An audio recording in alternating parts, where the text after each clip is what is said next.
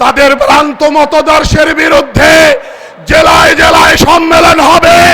আমরা এই সম্মেলন থেকে পরিষ্কার ঘোষণা দিতে চাই যে ইসলামী রাজনীতিতে আম্বিয়া কেরাম আলাইহিমুস সালামের শান আর মর্যাদা নিরাপদ নয়, যে ইসলামী রাজনীতিতে সাহাবায়ে কেরাম রাদিয়াল্লাহু আনহুম আজমাইনের শান আর মর্যাদা নিরাপদ নয়, সেটা কোনো অবস্থাতেই ইসলামী রাজনীতি হতে পারে না, হতে পারে না।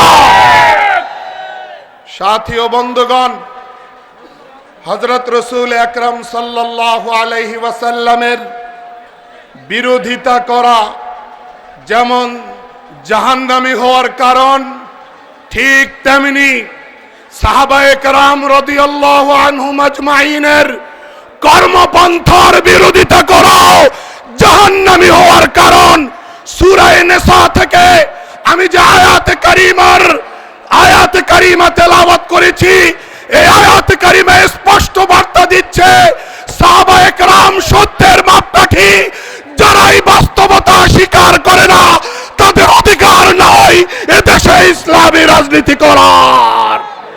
সুতরাং তাদের ভ্রান্ত মতদর্শের বিরুদ্ধে জেলায় জেলায় সম্মেলন হবে, জেলায় জেলায় কর্মসূচি হবে। আপনারা পাশে থাকবেন কিনা আপনাদের হাত দেখতে চাই।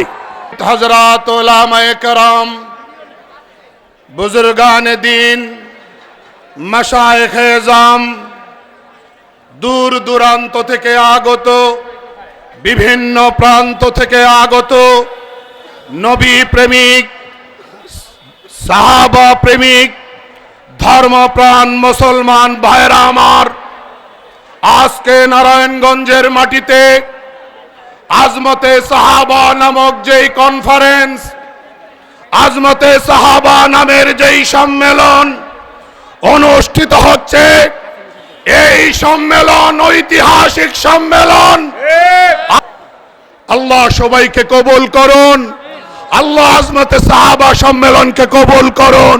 ধন্যবাদ সবাইকে। এ পর্যায়ে সংক্ষিপ্ত বক্তব্য রাখবেন জেলা বিএনপির যুগ্ম আহ্বায়ক আলহাজ মাসুকুল ইসলাম রাজীব ভাই।